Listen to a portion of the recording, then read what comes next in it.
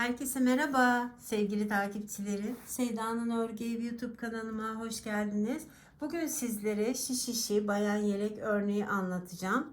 Örneğimiz bakın arka yüzü bu şekilde, ön yüzü de bu şekilde. Harika ve hem de zevkli bir örgü.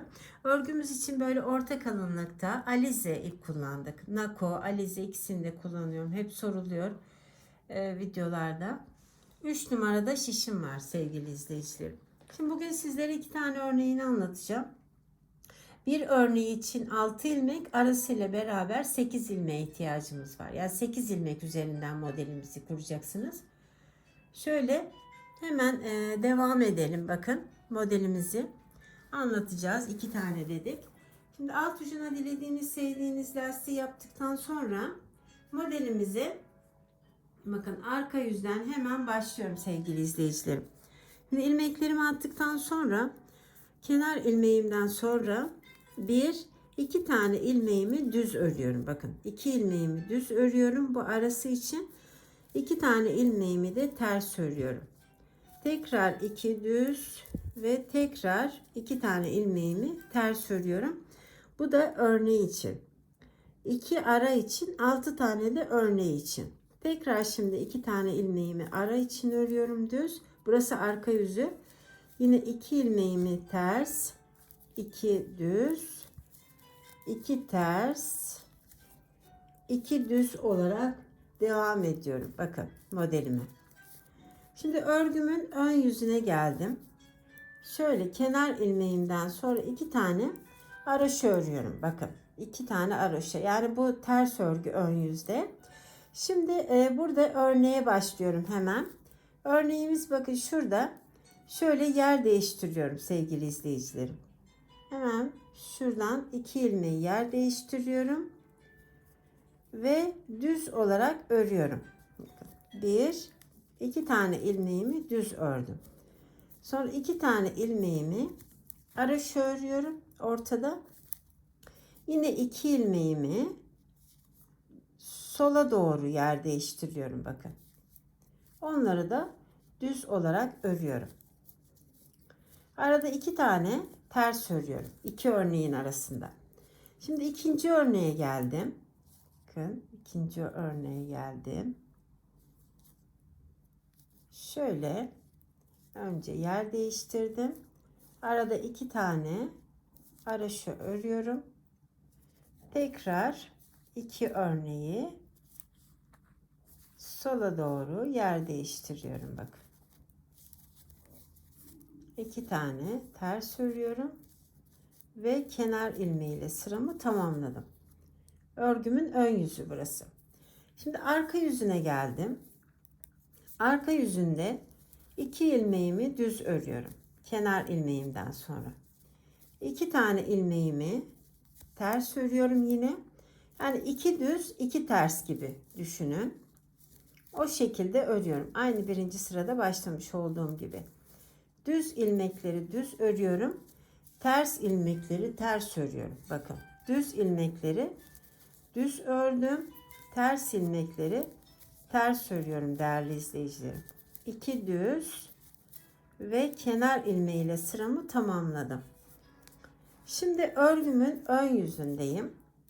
2 tane ilmeğimi ters örüyorum. Bakın 2 ilmeğimi ters ördüm.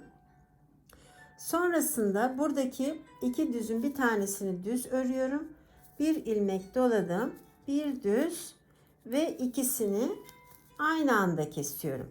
Tekrar sağa doğru bir aldım, bir doladım ve bir düz ördüm. Şimdi tekrar bakın 2 tane haroşa ördüm. Yine ikinci örneğindeyim. Önce bir ilmeği düz ördüm, bir doladım. Tekrar 2 ilmeği sola doğru. Şimdi de 2 ilmeği sağa doğru kestim ve bir doladım. Bir düz örüyorum. 2 tane haroşa ördüm ve kenar ilmeğiyle sıramı tamamladım. Şimdi arka yüzündeyim. Arka yüzünde 2 düz örüyorum. 2 ilmeğimi düz ördüm. Sonrasında bakın bütün bu 6 tane olan ilmeğimi ters örüyorum. 5 6. Yine 2 ilmeğimi düz örüyorum. 6 tane ilmeğimi ters örüyorum. Biraz uzun gibi gelen bir model ama değil değerli izleyicilerim. İzlediğinizde zaten göreceksiniz. Şimdi ön yüzündeyim. Kenar ilmeğinden sonra 2 ilmeğimi araş ördüm. Bakın. Sonra buradaki ilmeğimi düz ördüm. Bir tanesini. Burada 4 tane ilmeğimi araş örüyorum. 2, 3, 4. Yine sondaki 6. ilmeğimi düz ördüm. Yine arada 2 tane ilmeğimi araş örüyorum. Burada 6 tane olan ilmeğimin bir tanesini düz örüyorum. 4 ilmeğimi araş örüyorum bakın ön yüzde. Sonra 6. olan ilmeğimi yine düz örüyorum. 2 araş ördüm ve kenar ilmeğiyle sıramı tamamladım. Şimdi örgümün son sırasındayım. Arka yüzündeyim. Bakın 2 tane düz örüyorum. Yine buradaki ilmeğimi ters, bu ortadaki 4 ilmeğimi şöyle. Bakın. İkinci örneğe zemin hazırlıyorum. Şimdi ne yapıyorum değerli izleyicilerim? Yine 2 düz, 2 ters olarak devam ediyorum. Bakın. 2 düz, 2 ters. Aynı birinci sırada örmüş olduğum gibi. Düzleri düz örüyorum. Yani örnek 6 ilmek olan yerde de 2 tane ilmeğimi ters ördüm. Ortadaki 4 ile 3 ile 4'ü düz ördüm. Tekrar 5 ile 6'yı ters ördüm. 2 düz ve kenar ilmeğiyle sıramı tamamladım. Şu an bir örneğim bitti. Bakın bir örneğim bitti. Şimdi ikinci örneğin başlangıcını anlatıp bugünkü videomu bitireceğim. O arada siz modelimi yakından bir izleyin bakın. Hemen ikinci örneğimizin de başlama yerini anlatalım. Tam aklında kalsın. Çok harika bir örnek. İnşallah ilerleyen zamanda bundan yelek olarak devam ederiz. Şimdi bakın ne yapıyorduk? Kenar ilmeğimizden sonra 2 tane burada örneklerin arasında ters vardı. Onları ters örüyorum. Şimdi burada 6 tane olan ilmeğimi bakın.